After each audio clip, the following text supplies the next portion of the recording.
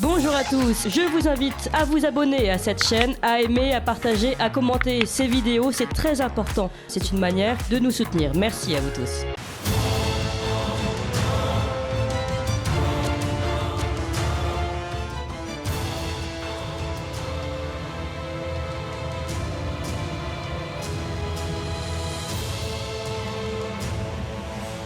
Allez, la souveraineté alimentaire de la France est-elle en grand danger? Dans son dernier livre, Laurent Izard, normalien agrégé de l'université en économie et gestion, auteur de La France vendue à la découpe, soit paru en 2019, vous évoquez les achats massifs, notamment de grands groupes chinois dans l'agriculture française pour préparer l'avenir et affiner leur stratégie alimentaire. Nous allons voir ce matin avec lui si la situation a évolué et dans quelle mesure la France peut-elle s'inquiéter de sa souveraineté alimentaire. Bonjour Laurent Izard. Bonjour. Comment allez-vous? Très bien, très bien. Très bien. J'espère que vous avez plein de bonnes nouvelles pour nous parce que votre livre, La France vendue à la découpe, paru en 2019 chez l'Artilleur, était effrayant. Notamment, je voulais vous inviter ce matin pour parler de notre souveraineté alimentaire et vous parliez beaucoup du rachat des Chinois, de la mainmise des Chinois sur notre agriculture et sur notre agroalimentaire. Mais vous me disiez en préparant l'émission que ça avait un peu changé. Est-ce que ça a vraiment changé? Est-ce que d'autres acteurs se sont infiltrés sur ce marché, Laurent Izard? Ce qui a changé surtout, c'est la nature des investissements étrangers en France et notamment des investissements chinois, si vous voulez. Dans une première phase, on va dire début 21e siècle, il s'agissait d'investissements un petit peu isolés, d'entrepreneurs qui achetaient des terres, donc Berry ou alors une usine de traitement pour le lait en Bretagne, dans le Finistère, ou des châteaux dans le Bordelais. Bon, mais c'était des opérations isolées, on va dire. Aujourd'hui, ces opérations sont peut-être un peu moins importantes, mais par contre, ce qui est très important de souligner, c'est que le Parti communiste chinois, à partir de 2007, a entrepris une vaste opération, si vous voulez, d'achat massif de terres agricoles un peu partout dans le monde. Alors, ça a été d'abord le cas en Afrique, ça a été aussi le cas en Amérique du Sud. Bon, la France est un petit peu moins touchée, forcément, parce que on a des terres agricoles qui sont plus chères. Mais ceci dit, au niveau européen, les terres agricoles françaises sont plutôt moins chères que celles de nos voisins. Donc, il y a toujours un risque, si vous voulez.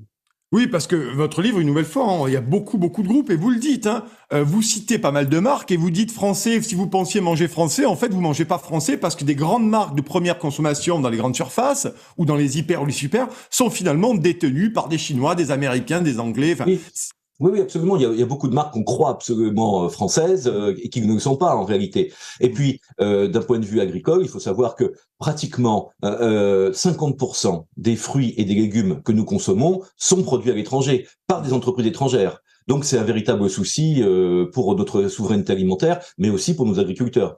Oui, et on va en parler de ça justement, mais pour en revenir aux Chinois ou aux étrangers qui viennent racheter dans notre pays nos terres, vous l'avez dit, parce qu'en plus vous le disiez aussi, vous le dites dans votre livre, vous dites aussi que la France bénéficie d'un degré de qualité important, ce qui n'est pas le cas dans plusieurs autres pays. Donc il y a effectivement cette idée de qualité et cette idée aussi de venir racheter en France pour nourrir les populations de ces pays étrangers. Donc en aucun moment le Français, lui, il va toucher les bénéfices de cette histoire, quoi. Très peu.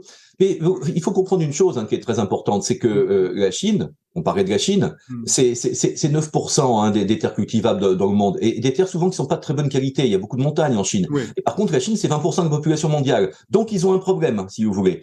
Et à ça s'ajoute aussi un problème de qualité. Vous avez raison de le souligner, parce que il y a eu des scandales sanitaires en Chine avec le lait, avec le riz contaminé avec des métaux lourds. Donc, beaucoup d'investisseurs chinois et le gouvernement chinois veulent se racheter une image de qualité en produisant dans des pays réputés justement pour leur qualité et qui vont venir alimenter les consommateurs chinois et notamment les classes moyennes qui se développent actuellement en Chine. Oui, effectivement, et vous le dites aussi dans votre livre, bien des terrains chinois sont pollués. Notamment aussi, c'est pour ça qu'ils peuvent pas eux-mêmes produire sur une partie. Je crois que, le chiffre que vous donnez est absolument édifiant sur les terrains, le pourcentage de terrains pollués en Chine. Oui, c'est beaucoup. Et puis si vous ajoutez à ça les montagnes, les zones qui sont un peu accessibles, et puis l'expansion urbaine, vous avez le tableau d'un pays qui sait très bien qu'il ne pourra pas nourrir sa population. Donc il faut faire sortir l'agriculture des frontières chinoises. Et vous savez, ce qui est terrible, c'est que lorsque un investisseur chinois achète 17 000 hectares dans le Berry, on en parle dans les journaux. Effectivement, c'est pour que les personnes qui nous écoutent se rendent compte, c'est à peu près 3 000 terrains de football. Dans une seule opération. c'est beaucoup. Mais ça n'a rien à voir avec ce qui se passe dans certains autres pays, comme le Libéria, par exemple, en Afrique, où 67% des terres sont détenues par des investisseurs étrangers, principalement chinois. Et là, vous comprenez bien qu'il n'est plus question de souveraineté. Oui, j'imagine qu'une nouvelle fois, c'est pas pour le bon bénéfice des populations libériennes. Première vue, on est d'accord. Très peu, très peu. Alors c'est vrai que les Chinois sont malins, donc ils s'arrangent à ce qu'une partie de la production soit vendue sur place, consommée sur place, mais l'essentiel s'en va, et ça pose un problème. Alors je voulais qu'on parle aussi, vous parliez de nos amis agriculteurs, qui sont en difficulté depuis un certain temps, mais là ils sont en train d'être véritablement concassés, et d'ailleurs ils font beaucoup de manifs, ils sont très énervés, et surtout ils sont en train de mourir la bouche ouverte, pour pas dire autre chose. J'ai envie de vous poser une question, cher Laurent Izard, sur les traités de libre-échange que l'Union européenne signe avec à peu près tout le monde. D'ailleurs, il y a le CETA, il y a le JEFTA, et on prend ensuite d'autres, et en ce moment, le Mercosur, on en parlera tout à l'heure. Quel regard portez-vous, vous, sur ces traités de libre-échange où on fait venir le CETA, notamment, est un exemple le plus brillant de ce qui se fait en traité de libre-échange, hein. Il y a un principe de base, c'est que à partir du moment où on ouvre nos frontières, où on signe un traité de libre-échange, il faut que nos entreprises soient compétitives. Et le problème, c'est qu'au niveau agricole, nos agriculteurs supportent des coûts qui sont beaucoup plus élevés que celles de certains pays avec lesquels on a signé des accords de libre-échange, et pas forcément lointains, hein. On regarde l'Espagne, par exemple, avec les fraises espagnoles. Bon, voilà, les fraises espagnoles coûtent moitié moins cher à produire que les fraises françaises. Ça se reporte sur les prix. Alors, en France, on a un vrai handicap de coût de la main-d'œuvre, mais aussi de normes extrêmement contraignantes. Et du coup, si vous voulez, ça pose un problème de compétitivité que nos agriculteurs se sont efforcés de résoudre en diminuant leurs marges, mais leurs marges finalement sont tellement réduites aujourd'hui que ils travaillent énormément pour finalement vivre très mal, et deux, vous savez que la moitié des agriculteurs français vont partir à la retraite dans les 10 ans à venir. La moitié, vous dites, hein, Laurent Izard, la moitié. Oui. La moitié ont plus de 50 ans, voire plus de 55 ans, et du coup, ils ne trouvent pas de repreneurs derrière, si vous voulez, et on peut comprendre. Donc, il y a un vrai problème avec l'agriculture en France, et ce problème, il est amplifié par les traités de libre-échange.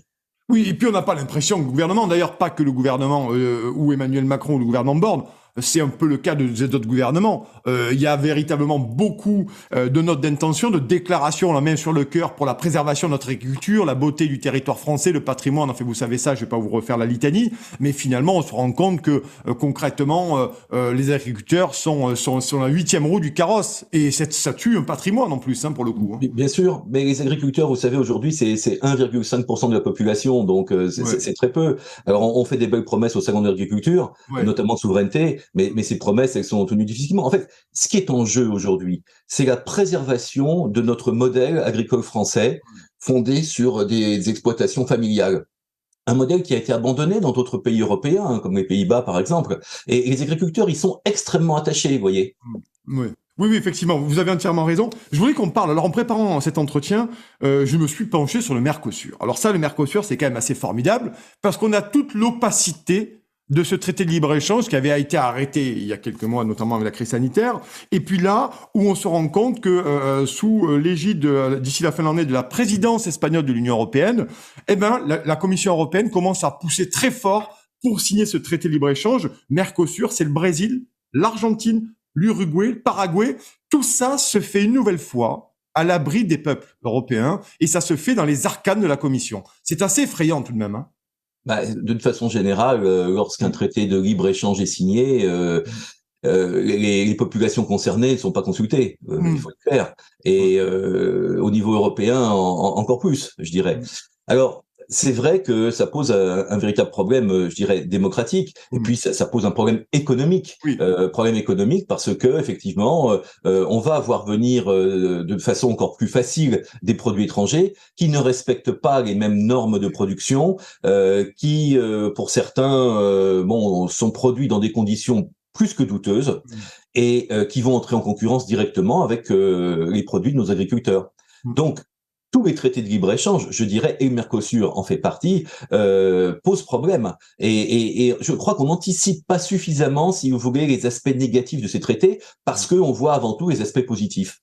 Oui, enfin, je suis d'accord avec vous, mais est-ce qu'ils en ont pas conscience tout de même nos élites françaises, le gouvernement Borne et Emmanuel Macron, qu'à un moment donné, en avançant comme ça, à tombeau ouvert sur des traités de libre-échange, et je vous l'avais dit, effectivement, c'est pas les mêmes normes sanitaires, alors qu'on nous casse les sabots et les normes sanitaires. Est-ce qu'il y a une part, allez, je vais poser une question polémique, est-ce qu'il y a une part de délibéré aussi là-dedans? Moi, je pense qu'il y a une part d'idéologie, si vous voulez. Et puis, je pense aussi que nos élites sont aujourd'hui extrêmement mondialisées, si vous voulez. Donc, on raisonne véritablement au niveau mondial plus qu'au niveau français. Et le vrai problème, il est là. Je voudrais juste vous prendre un exemple d'actualité. Il y a quelques jours, l'ANSES, l'Agence française de sécurité sanitaire, a voulu interdire l'usage de la phosphine pour traiter les céréales exportées. Alors la phosphine, c'est quoi? C'est un insecticide qui permet, si vous voulez, d'éviter que dans les bateaux qui exportent les céréales, eh bien, les insectes prolifèrent. Alors on a interdit ça. Parfait. Seulement le problème, c'est que les pays d'accueil vers lesquels on exporte, eux, exigent que les produits soient traités à la phosphine. Donc, s'il n'y avait pas eu d'intervention in extremis du gouvernement, eh bien, nos agriculteurs étaient interdits d'exportation vers les principaux pays d'accueil. Ça, c'est pas du tout anticipé, si vous voulez. C'est vraiment un problème, ce genre de choses. Ouais. Parce que pour finir sur le dossier Mercosur, quand même, il faut quand même le dire.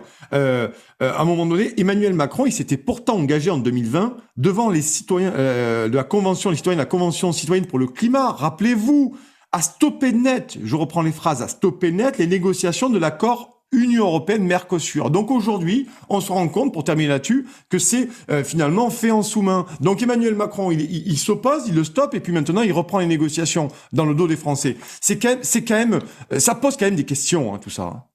Ça pose question, et je vous dirais plus généralement, l'importation de produits qui viennent du bout du monde pose problème. On nous parle beaucoup d'écologie, d'empreinte carbone, de qualité sanitaire, et là on oublie un petit peu tout ça en faisant venir des produits qui viennent de l'étranger. La Cour des comptes nous dit qu'il faut réduire le cheptel, mais on ne parle pas de réduire l'importation de produits, notamment de viande bovine qui vient d'Australie ou de Nouvelle-Zélande. Vous voyez, donc on est un petit peu, je dirais, dans une situation où les logiques se superposent et finalement arrivent à se contredire. Oui, effectivement. Et notamment, pour reparler du CETA, rappelez-vous qu'il a été voté en 2019, je crois, en juillet 2019 à l'Assemblée, notamment le volet arbitrage du CETA, parce que ça, c'est quand même assez effrayant, le volet arbitrage. C'est-à-dire qu'aujourd'hui, l'État sera considéré comme une simple entreprise privée qui pourra porter réclamation. Une entreprise, pourra attaquer l'État sur une justice absolument privée, d'entreprise à entreprise, finalement, en passant au-dessus de la souveraineté de l'État français qui pourrait dire non, ça, je n'en veux pas, et non, il sera traîné en justice comme une vulgaire entreprise privée. Ça aussi, à un moment donné, il y a des députés qui ont signé ce volet arbitrage du CETA. Oui, bien sûr.